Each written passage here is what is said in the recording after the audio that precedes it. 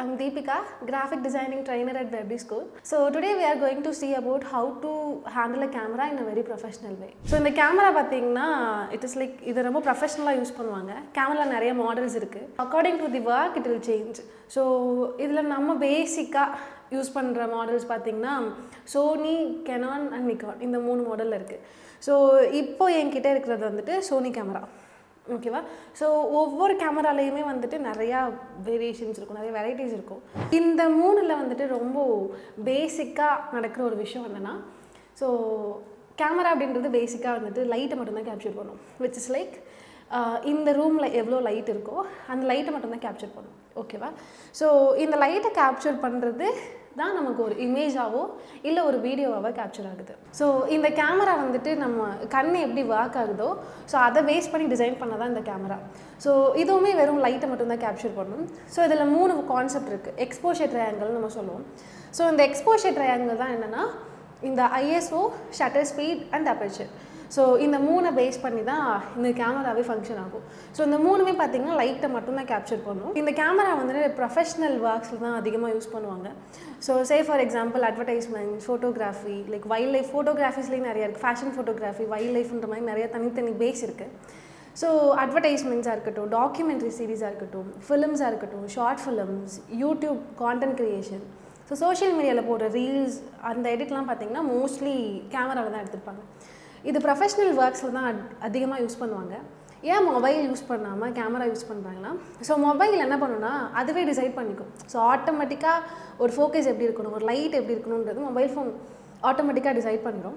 வேறேஸ் இந்த கேமரா வந்துட்டு எப்படின்னா லைக் எனக்கு அந்த ஸ்பெசிஃபிக் மூமெண்ட்டில் எனக்கு என்ன லைட் வேணும், என்ன ஃபோக்கஸ் வேணும், என்ன டெப்த் வேணுன்றதை என்னால் இந்த கேமராவில் அட்ஜஸ்ட் பண்ணிக்க முடியும். Which is manual settings. So இதை இன்டெப்த்தாக பார்க்கலாம். ஸோ இந்த எக்ஸ்போஷர் ட்ரையாங்கிளில் ஃபஸ்ட்டு எதை பற்றி எக்ஸ்பிளைன் பண்ண போகிறேன்னா ஷட்டர் ஸ்பீட் பற்றி எக்ஸ்பிளைன் பண்ணுறேன். ஸோ இந்த ஷட்டர் ஸ்பீட்னா என்னென்னா, ஷட்டர்ன்ற வேர்ட், ஷட்டர்னால் என்ன, லைக் க்ளோஸ் பண்ணுறது, இந்த டோருன்ற கான்செப்ட் தான் நம்ம சொல்லியிருப்போம். ஸோ கேமரா கிளிக் பண்ணும்போது ஒரு சவுண்ட் வருது இல்லை, இதுதான் ஷட்டரோட ஒர்க்கு. ஸோ ஷட்டர் எப்படி இருக்குன்னா நார்மலாகவே கேமராவில் வந்துட்டு இப்படி க்ளோஸ் ஆகிருக்கும். இப்போ நான் கிளிக் பண்ணுறேன் அப்படின்னா ஒரு சவுண்ட் வருது இல்லை, அப்போ என்ன ஆகும்னா ஷட்டர் ஓப்பன் ஆகி க்ளோஸ் ஆகும். ஸோ எவ்வளோ செகண்ட்ஸில் லைக் ஷட்டர் வந்துட்டு லைக் 1 செகண்ட்லேருந்து milliseconds, fraction of second வரைக்குமே நம்மளால் மாற்றிக்க முடியும். 1 செகண்டாக இருக்கணுமா, இல்லை 10 செகண்ட்ஸ் வரைக்கும் அந்த ஷட்டர் ஓப்பனில் இருக்கணுமா, ஆர்எல்ஸ் நான் எனக்கு ஒரு 0.8 மில்லி செகண்ட்ஸில் தான் இருக்கணும் அப்படின்னா கூட இந்த ஷட்டர் நம்மளால் அட்ஜஸ்ட் பண்ணிக்க முடியும். ஸோ நீங்கள் எவ்வளோக்கு எவ்வளோ ஷட்டர் ஸ்பீட் வந்துட்டு கம்மியாக வைக்கிறீங்களோ அப்போது இந்த ஷட்டர் ரொம்ப நேரம் ஓப்பனில் இருக்கும். எவ்வளோக்கு எவ்வளோ ஜாஸ்தியாக வைக்கிறீங்களோ, இப்போ ஒரு 300, 400 ஆர் 4000 மாதிரி வைக்கிறீங்கன்னா அந்த மில்லி செகண்ட்ஸில் ஓப்பன் ஆகி க்ளோஸ் ஆகும். ஓகேவா? ஸோ அந்த ஷட்டர் ஸ்பீட் எதுக்கு பேசிக்காக யூஸ் பண்ணுவோன்னா, ஒன்று வந்துட்டு லைட்டு. ஸோ எவ்வளோ நேரம் வந்துட்டு அந்த ஷட்டர் ஓப்பனில் இருக்கும் அவ்வளோ லைட் உள்ளே போகும். ஓகே?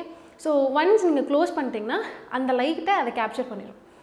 இதே நீங்கள் ஷட்டர் ஸ்பீடோட லைக் ரொம்ப ஜாஸ்தியாக வச்சுருந்தீங்கன்னா மில்லி செகண்ட்ஸில் ஓப்பன் ஆகிறதுனால ஃபியூ செகண்ட்ஸ்லாம் ஓப்பனில் இருக்கும். ஸோ லைட் ரொம்ப கம்மியாக தான் போயிருக்கும், லைட் ரொம்ப கம்மியாகவும் இமேஜில் தெரியும். ஸோ இதை அட்ஜஸ்ட் பண்ணுறதுக்கு அப்பேச்சர், ஐஎஸ்ஓ 2 யூஸ் பண்ணி அட்ஜஸ்ட் பண்ணுவோம். ஸோ இதில் இன்னொரு பர்பஸ் என்னென்னா மோஷனை கண்ட்ரோல் பண்ணுறது தான்.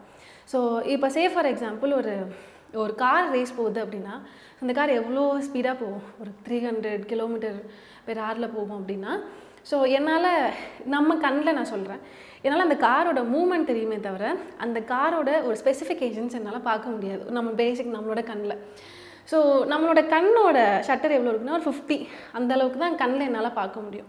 ஸோ இப்போது ஒரு கார் எவ்வளோ ஸ்பீடாக போகும்னா ஒரு லைக் பேசிக்காக சொல்கிறேன் 120 km/h போகுது அப்படின்னா, ஸோ என்னால் வந்துட்டு கண்ணில் தலை பார்க்க முடியாது. ஸோ அப்போ நான் எப்படி வைக்கணும்னா ஷட்டரை ரொம்ப ஜாஸ்தியாக வைக்கணும். விச் இஸ் 4000 ஆர் 2000 மேலே வைக்கும்போது ஷட்டர் ரொம்ப ஃபாஸ்ட்டாக அடிக்கும்.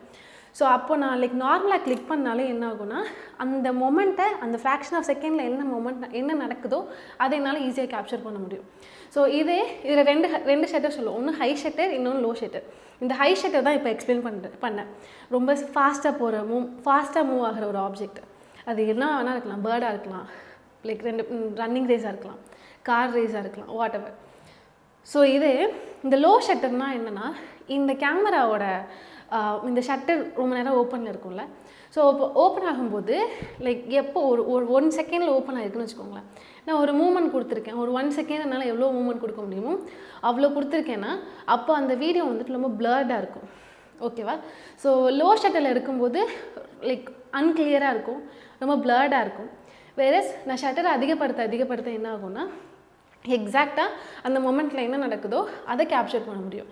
ஸோ இந்த ஷட்டர் ஸ்பீட் 2 ஒர்க் பண்ணும். லைட்டாக கண்ட்ரோல் பண்ணுறது மட்டும் இல்லாமல் மோஷனையும் இதை யூஸ் பண்ணி கேப்சர் பண்ண முடியும். ஷட்டர் ஸ்பீட்க்கு அப்புறமா பார்க்க போகிறது என்னென்னா ஐஎஸ்ஓ. ஸோ இது என்னென்னா ஆர்டிஃபிஷியல் லைட்டிங் தான். ஸோ இது வெறும் லைட்டிங்கை மட்டும்தான் கேப்சர் பண்ணும்.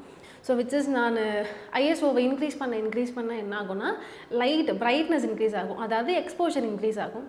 வேறஸ் நான் லைட் அதாவது ஒரு 100, 50 இந்த மாதிரி நான் கம்மி பண்ணிட்டேன் வரேன் அப்படின்னா அப்போது எனக்கு வந்துட்டு பிரைட்னஸ் கம்மியாகிட்டே இருக்கும், அதாவது அந்த இடத்தோட எக்ஸ்போஷர் கம்மியாகிட்டே வரும். ஸோ ஐஎஸ்ஓன்றது வெறும் ஆர்டிஃபிஷியல் லைட்டிங் தான். ஸோ இது வந்துட்டு பேசிக்காக 800, 1600 வரைக்கும் வைக்கலாம். ஸோ அதுக்கு மேலே நீங்கள் வைக்க என்ன ஆகும்னா கிரைன்ஸ் வர ஆரம்பிச்சிடும். ஸோ கிரைன்ஸ்னால் நம்ம ஃபோட்டோகிராஃபியில் கிரைன்ஸுன்ற ஒரு வேர்ட் இருக்குது. ஏன்னா லைக் குட்டி குட்டி டாட்ஸாக இருக்கும்ல, முன்னாடி டிவிலலாம் அப்படி இருக்கும், லைக் புள்ளியாக தெரியும்ல. ஸோ அதுதான் வந்துட்டு கிரைன்ஸ்னு சொல்லுவோம். நீங்கள் எவ்வளோ வந்துட்டு ஐஎஸ்ஓவை இன்க்ரீஸ் பண்ணுறீங்களோ அப்போது கேமராவில் ஆர்டிஃபிஷியல் ஒயிட் டாட்ஸை வந்துட்டு அதுவே ஆட்டோமேட்டிக்காக இன்க்ரீஸ் பண்ணிடும். ஸோ தட் ஐஎஸ்ஓ எவ்வளோ கம்மியாக வைக்கிறோமோ ஸோ அந்தளவுக்கு இமேஜோட குவாலிட்டி நல்லாயிருக்கும். ஸோ பேசிக்காக 200லேருந்து 800 வரைக்கும் வைக்கும்போது நல்லாயிருக்கும். மூணாவது என்னதுன்னா அப்பர்ச்சர். ஸோ இந்த அப்பர்ச்சருமே என்னென்னா லைட்டிங்கை கண்ட்ரோல் பண்ணுற ஒரு விஷயந்தான். ஸோ இதில் எக்ஸ்ட்ராவாக ஒன்று என்னென்னா டெப்த் ஆஃப் ஃபீல்டுன்னு சொல்லுவோம். இப்போ ஃபார் எக்ஸாம்பிள் நான் என் சப்ஜெக்ட் இங்கே இருக்கேன், எனக்கு பின்னாடி ஒரு பேக்ரவுண்ட் இருக்குல்ல. ஸோ இந்த பேக்ரவுண்டுக்கும் எனக்கும் நல்ல ஒரு டெப்த் இருக்குல்ல. ஸோ அது எவ்வளோ தூரமாக இருக்கோ அவ்வளோ பிளர்டாக இருக்கும். ஸோ அப்பர்ச்சர் அப்படின்றது கேமராவுக்கும் சப்ஜெக்ட்டுக்கும் நடுவில் இருக்கிற டெப்த் ப்ளஸ் சப்ஜெக்ட்டுக்கும் பேக்ரவுண்டுக்கும் இருக்கிற டெப்த்தை தான் வந்துட்டு அப்பர்ச்சர்னு சொல்லுவோம். அப்பர்ச்சரோட வேல்யூவை கம்மி பண்ணும்போது நான் எந்த சப்ஜெக்ட்டுக்கு ஃபோக்கஸ் வச்சுருக்கேனோ அதோட ஷார்ப்னஸ் இன்க்ரீஸ் ஆகும். ஸோ வேறஸ் பின்னாடி இருக்கிறது வந்துட்டு நான் சப்ஜெக்ட்டுக்கு ஃபோக்கஸ் வைக்காதெல்லாம் ரொம்ப பிளர்டாக இருக்கும். ஸோ அது லைக் ஒரு சப்ஜெக்ட்டுக்கு முன்னாடி இருக்கிற ஆப்ஜெக்டாக இருக்கலாம் ஆர் பின்னாடி இருக்கிறதா இருக்கலாம். ஸோ இந்த அப்பர்ச்சர் வந்துட்டு டெப்த் ஆஃப் ஃபீல்டு தான் கண்ட்ரோல் பண்ணும். ஸோ இந்த அப்பர்ச்சர்ன்ற கான்செப்ட் வந்துட்டு பேசிக்காக 1.8லேருந்து f-stop 22 வரைக்கும் இருக்கும். ஸோ f-stop வந்துட்டு ஒரு 22 வைக்கிறீங்க அப்படின்னா ஸோ ஒரு சப்ஜெக்ட் மட்டும் இல்லாமல் ஃபோர்க்ரவுண்டாக இருக்கட்டும், பேக்ரவுண்ட் ப்ளஸ் அந்த சப்ஜெக்ட் மூணுமே வந்துட்டு ரொம்ப கிளியராக இருக்கும். வேறஸ் நீங்கள் f-stop கம்மி பண்ண என்ன ஆகும்னா இந்த ஃபோக்கஸ் பண்ணியிருப்பீங்கல்ல, எந்த சப்ஜெக்டை ஃபோக்கஸ் பண்ணியிருக்கீங்களோ அதோட ஷார்ப்னஸ் இன்க்ரீஸ் ஆகிறது மட்டும் இல்லாமல் பேக்ரவுண்டு ஃபோர்க்ரவுண்டும் ரொம்ப பிளர்டாக தெரியும். ஸோ இந்த அப்பர்ச்சர் டெப்த் ஆஃப் ஃபீல்டில் தான் கண்ட்ரோல் பண்ணும் ப்ளஸ் லைட்டிங்.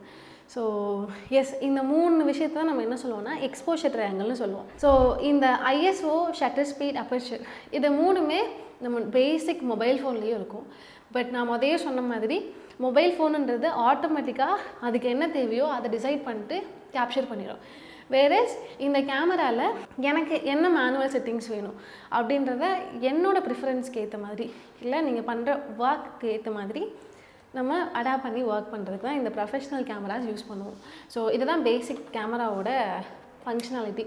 ஸோ இது தெரிஞ்சால் மட்டும்தான் லைக் ஒரு product photography or fashion photography கற்றுக்க முடியும். ஸோ பேசிக் திங்ஸ் இது தான். ஸோ நெக்ஸ்ட் செஷனில் இதை யூஸ் பண்ணி எப்படி ஒரு ப்ராடக்ட் ஃபோட்டோகிராஃபி பண்ணலான்றது பார்க்கலாம். So thank you.